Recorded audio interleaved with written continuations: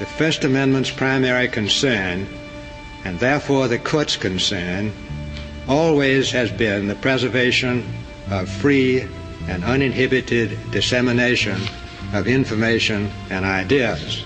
That is the late Justice Lewis Powell reading his majority opinion in the Supreme Court case First National Bank of Boston versus Bellotti. If the restrictive view of corporate speech taken by the Massachusetts court were accepted, government would have the power to deprive society of the views of corporations on all issues other than those that could be proved to affect adversely their property or business interest. Corporations thus could be prohibited from expressing views by advertisements or otherwise on all matters of general public interest.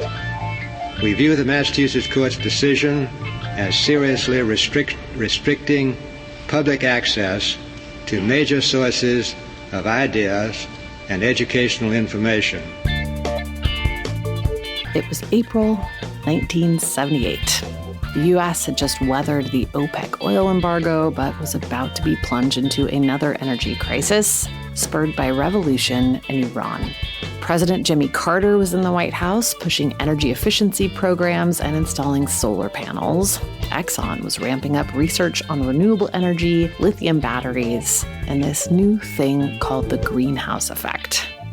At Mobil Oil, Herb Schmertz was focusing on controlling the narrative, which required bending not just the media itself, but also the laws governing media to his will. It seems to me that society has given the press a great privilege. And that privilege is embodied in the First Amendment. That privilege is only going to survive so long as society believes that the press is doing things that are useful to society. Bellotti was a huge win for what Professor Robert Kerr calls the corporate free speech movement. We heard from Kerr in the last episode, too. He's the University of Oklahoma journalism professor who has written 2 books about Mobil Oil's involvement in that movement. I really think if Lewis Powell had not been on the court at that time, it probably would have gone the other way. The justices came very close to just resolving it on a procedural basis where there wouldn't even be a First Amendment discussion. In the end, Justice Powell, I mean, you go through the justices' papers, they have different conferences, and he winds up saying, let me take a shot at a majority opinion arguing the First Amendment case here. And he has a difficult time. You see how difficult a sell it was for Justice Powell. It wound up 4 justices were rock solid against it, and a couple others were really a tough sell. He had to make some key changes to the opinion that made it much narrower in legal terms to get the 2 he needed for a 5-justice majority. So it winds up 5-4. Powell wins this ruling. He wrote it very carefully to avoid the question of do corporations have First Amendment rights. He could tell he would lose on that. So he wrote it more, does the First Amendment allow government to restrict spending on these ideas that the corporation wants to buy ads to get out to the public? Given his role in really advocating for the court to pick up the idea of corporate free speech and to let him use Bellotti to define it, it's important to understand here who exactly Justice Powell was in the history of corporate power in the United States. Prior to his appointment to the Supreme Court by President Richard Nixon, Lewis Powell was a tobacco industry lawyer and lobbyist. He sat on the board of Philip Morris from 1964 until his appointment to the court in 1971. And yes, Powell had tried to use a First Amendment argument to protect tobacco company rights too, arguing that newspapers that refused to run the company's denials of the links between smoking and cancer were infringing on his clients' free speech rights. The argument didn't work then, but in Bellotti, Powell struck a win for corporate free speech warriors everywhere. Just a few months before he accepted his appointment to the Supreme Court, Powell was commissioned by a friend of his at the U.S. Chamber of Commerce to draft a strategy for corporate America to deal with some of the social justice gains made during the 1960s. Powell was especially concerned about all the conversations about corporate greed and corruption that people were constantly seeing on their TVs. You're accused of being anti-business. Are you? No. Basically, the accusation is a mixture of terminology. What we're against are illegal, deceptive, fraudulent, collusive behavior. And if they want to associate that with the term business, that's their own terminology, not ours. We'd like to separate the two.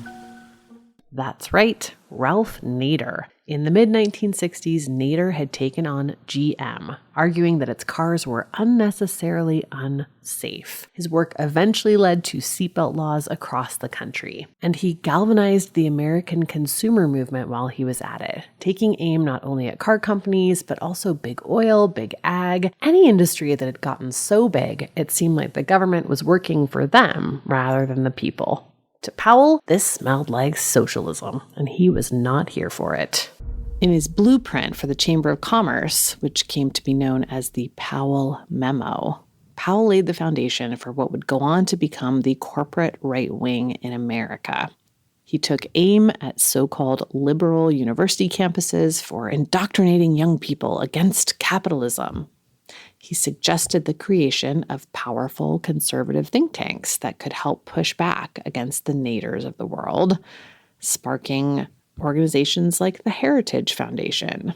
And he thought it might be a good idea for corporations to figure out how to write and disseminate sample legislation, especially at the state level, an idea that eventually became the American Legislative Exchange Council, or ALEC. Today, ALEC writes sample legislation in partnership with different industry groups and then pushes it out to state politicians to get it passed. One of its big recent success stories is legislation that was written and proposed by the American fuel and petrochemical manufacturers and has criminalized pipeline protest in about half of the states. Before Powell hit the Supreme Court, the court had never taken up a corporate free speech case. It had affirmed various other constitutional rights of corporations, but not First Amendment rights. Then in 1975, the court took up a campaign finance case called Buckley v. Valeo. It focused on the Federal Election Campaigns Act, which had been updated in the wake of Watergate to tighten restrictions on political contributions. At issue was whether it had gone too far. And in Buckley v. Valeo, the court decided that, yeah, it had. I called up Ben Foyer, chairman of the Complex Appellate Litigation Group, years ago to explain the implications of Buckley v. Valeo to me, and his is still the most straightforward explanation I've found. The Supreme Court said, look, we're going to allow the government to regulate when a person can contribute to a candidate, because that looks like there might be corruption. We don't want anybody with money, whether it's a person, a corporation, anybody, from just throwing money in a briefcase, giving it to a candidate and saying, here, go do stuff.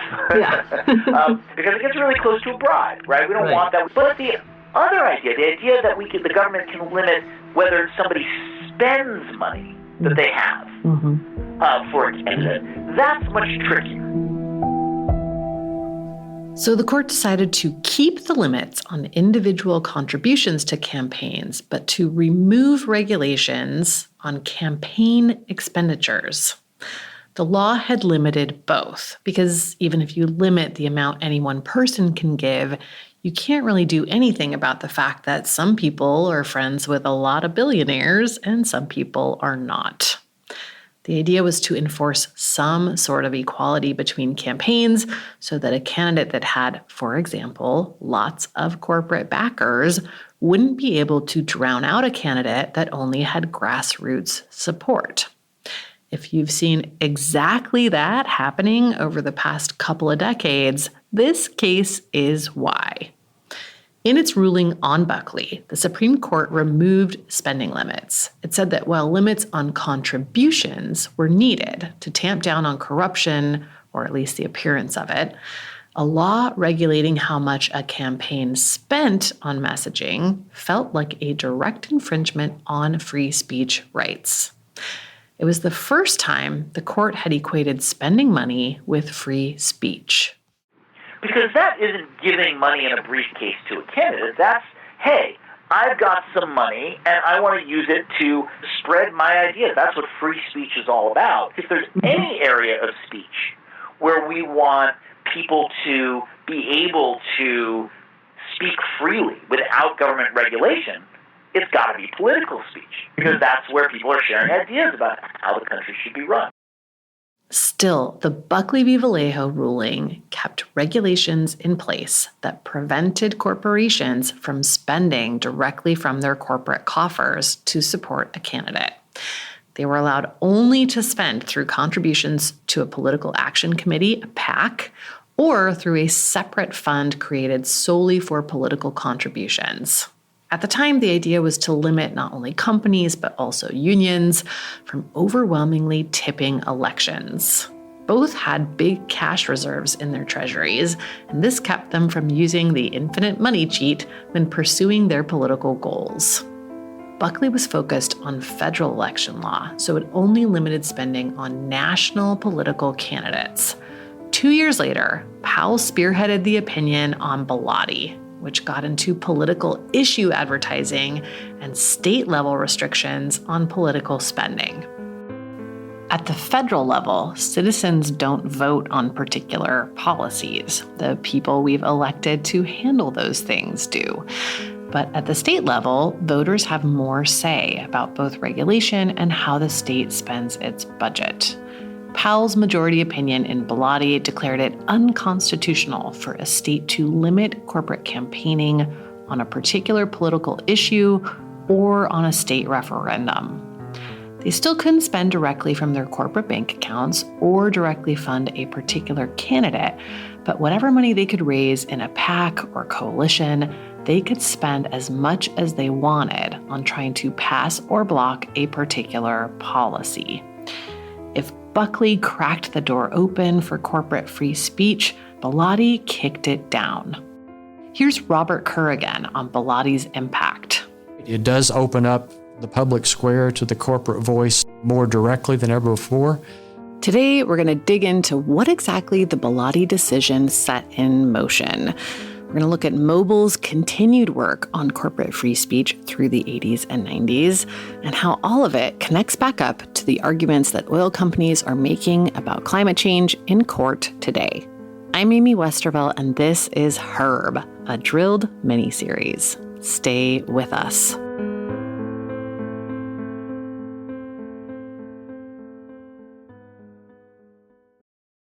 How does PwC take your company to the leading edge?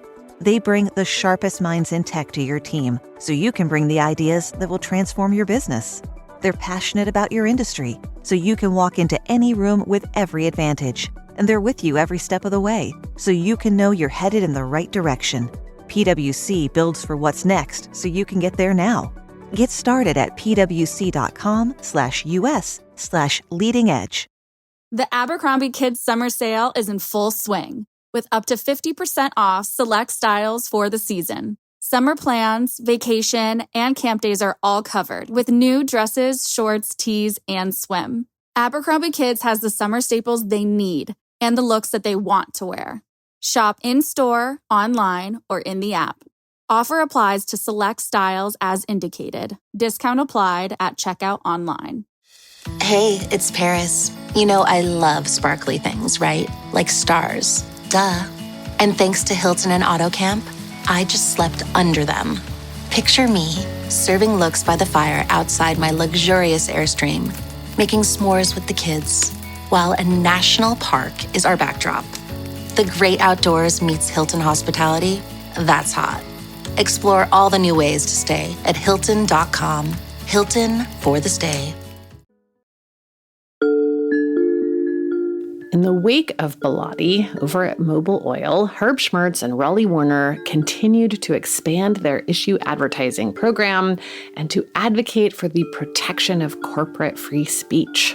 In 1981, Schmertz reported that Mobil's advertorials were running weekly in 14 newspapers across the country and one magazine, The Economist. Their more casual observations column, on the other hand, was running in more than 500 newspapers, reaching more than 40 million households per year. Surveys the company had conducted since starting its program in 1970 showed that by 1976, just a few years into it, the public trusted Mobil's take on energy issues more than consumer action groups or environmentalists. But that wasn't the end of the free speech battle. Mobil continued to look for ways to shape the legal foundation for corporate free speech, too. They submitted amicus briefs in related cases whenever they could.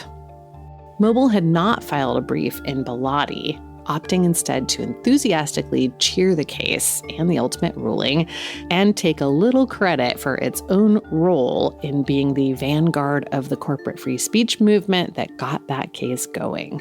In subsequent cases, the company got more directly involved. In one of his books about corporate free speech, Robert Kerr writes that, quote, over the course of the 1970s, Mobil contributed more than any other player to the construction of an ideology of corporate citizenship.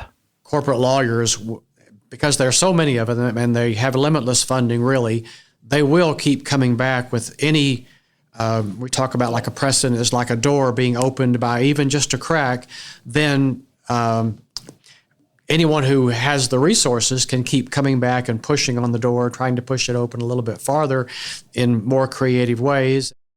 Throughout the 1980s and 90s, the company continued to reinforce that ideology, both in the press and in the courts. It filed a brief in support of Consolidated Edison in a case that was decided in 1980. Edison had been slipping political brochures into the envelope it sent its bills out in, and the state of New York told them to cut it out.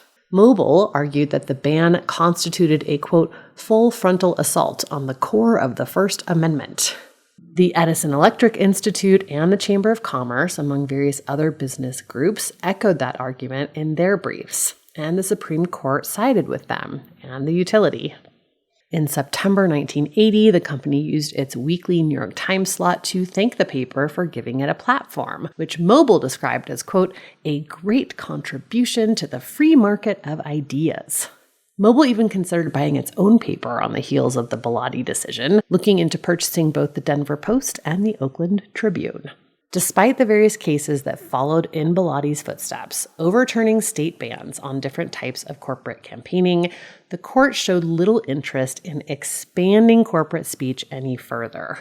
Multiple cases throughout the 80s tried to take aim at the Federal Election Commission, but the court held firm. 3, at the time, very big Supreme Court cases, and I'll call them the other people's money cases. They were all against the Federal Election Commission because that's where the federal regulations were that they were challenging. But they were corporate plaintiffs bringing different questions about federal campaign finance regulations that applied to corporate spending. And in every case, they were wanting to spend from their corporate treasuries. In every case, the court's reasoning and then their ruling served to say, yes, human beings can spend all they want on this, and corporate PACs can spend basically all they want, and corporations can spend what they want when it's a initiative, a referenda. But if there are human candidates involved, if it's a political campaign, who can be potentially corrupted by the money, and if the money is coming from the Treasury, that's the stockholders' money. Those two things they walled off. Right, because human beings pushing for particular issues are incorruptible? Okay. Anyway, the court kept ruling along these lines over and over again. And then in 2003, ExxonMobil, the company formed after Exxon acquired Mobil in 1999, picked up the corporate free speech torch and filed a brief in a case that had nothing to do with the company or its industry, but represented a potentially big step forward for the corporate free speech movement. A contractor making clothes for sportswear giant Nike has been caught using forced labor in Malaysia. Labor activists are accusing sportswear manufacturer Nike of encouraging low wages and inhumane conditions at its factories in Indonesia.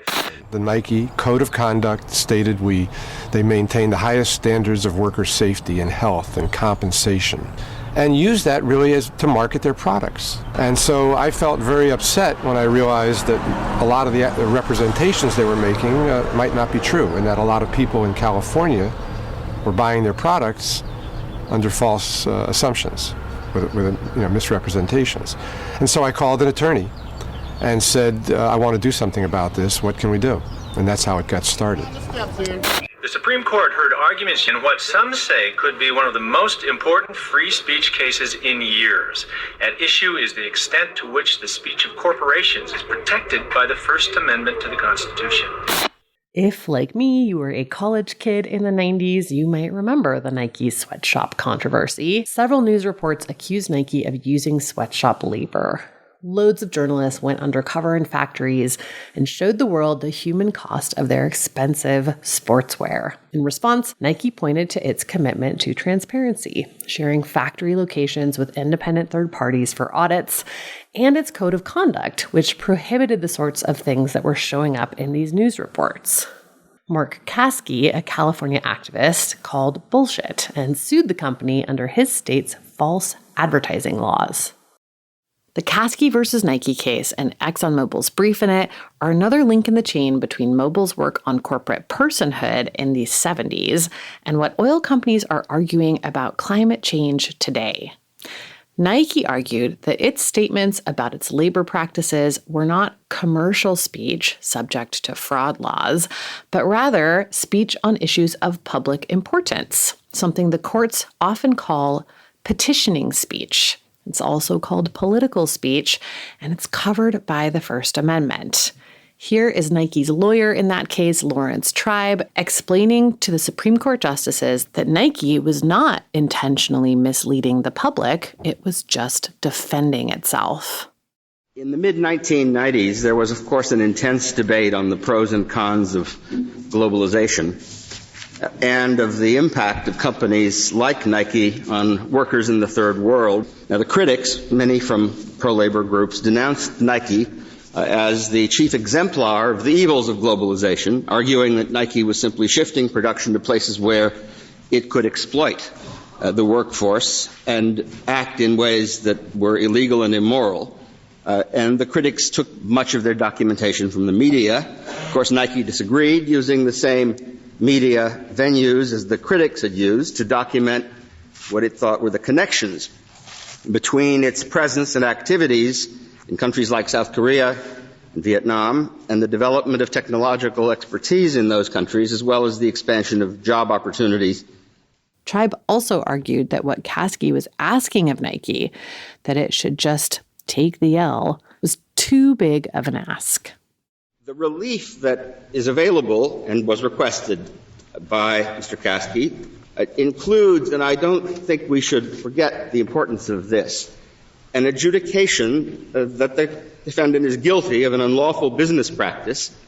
And in Nike's case, that would be no small matter. I mean, it would be said, you're guilty of exploiting women and children in the third world, guilty as charged, and not being honest about it, a scarlet letter. Also weighing in for Nike in this case was none other than Ted Olson. He's the lawyer we mentioned last episode, the guy who argued and won the Citizens United case, a partner at Gibson Dunn, the firm that represents Chevron and various other oil and gas companies. Olson is also one of the founding fathers of the Federalist Society, known for its influence over Republican judicial nominations. He was actually Solicitor General of the United States at the time the Caskey case came around, but was given special leave to weigh in on this case. In the brief it filed in the Nike case, Exxon argued that Nike's speech and speech by corporations on other matters of public concern merit the, quote, highest level of First Amendment protection and is entitled to the same breathing space as speech on matters of public concern by other speakers. It then goes on to specifically explain what kinds of issues they might be talking about, including, and I'm quoting here, human rights abroad, global climate change, and environmental effects of business operations. Remember, this was just a couple years after ExxonMobil had published ads in major national newspapers proclaiming climate science to be unsettled, and then used that idea to successfully fight against the Kyoto Protocol, the first and still only binding climate treaty ever signed by world leaders. A legal precedent that let Exxon say whatever it wanted about climate change would have been very handy. Ultimately, the Supreme Court decided not to weigh in on Caskey at all. The court kicked it back to the state courts, and Nike settled out of court.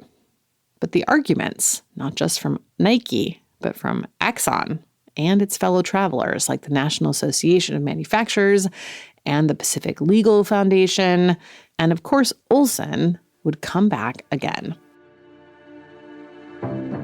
Just 6 years later, Olson would stand before the court and make another free speech argument, this time taking aim at the justices' long-held rules on what corporations and PACs could spend money on. In their ruling in Citizens United, the court overturned those precedents, those two main guardrails that Kerr mentioned before. Mr. Olson, are you taking the position that there is no difference in the First Amendment rights of an individual for purposes of campaign finance? What the court has said in the First Amendment context over and over again is that corporations are persons entitled to protection under the First Amendment. In his majority opinion, Justice Kennedy relied almost exclusively on Bellotti, but he gave it a new spin. Here's Robert Kerr again. In Justice Kennedy's opinion in Citizens United, he talks about Bellotti a lot. He cites it 24 times. Almost his entire argument is built on one case. And after he talks about Bellotti, then he says, and there the law stood until Austin. So he's referring from 1978 to 1990. He says nothing happened between there. But of course, something did happen during those years. And that something was that the Supreme Court justices came back again and again to reaffirm those two rules that Kerr mentioned earlier.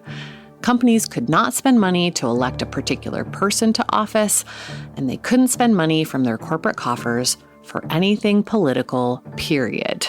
Kennedy opted to ignore those precedents. Those cases, they're there. Anyone can look at the record. They were huge at the time. And he does later give a little bit of lip service to those cases, but very brief, very dismissive, as if they don't matter at all. And they really did matter, despite all the case law saying what prior justices believed Bellotti meant. Kennedy just completely redefines it. And it basically says that from now on, corporations can spend directly from their treasuries. That happened in 2010. Just a few years later, Olson's firm, Gibson Dunn, would circle back to its other big free speech argument, the one it had tried out in the Nike case about corporate communications being protected political speech, and roll it out again. This time on behalf of oil companies, arguing that everything they've ever said about climate change was protected speech, even if they knew they weren't telling the whole truth. Ted Boutros, another lawyer named Ted at Gibson Dunn, began arguing in various climate liability cases that everything oil companies have said about climate change was in the interest of shaping policy. And that makes it petitioning speech, protected by the First Amendment from accusations of fraud, even if what they said didn't reflect what they knew about the impacts fossil fuels were having on the climate. That's our story next time. Drilled is an original Critical Frequency production.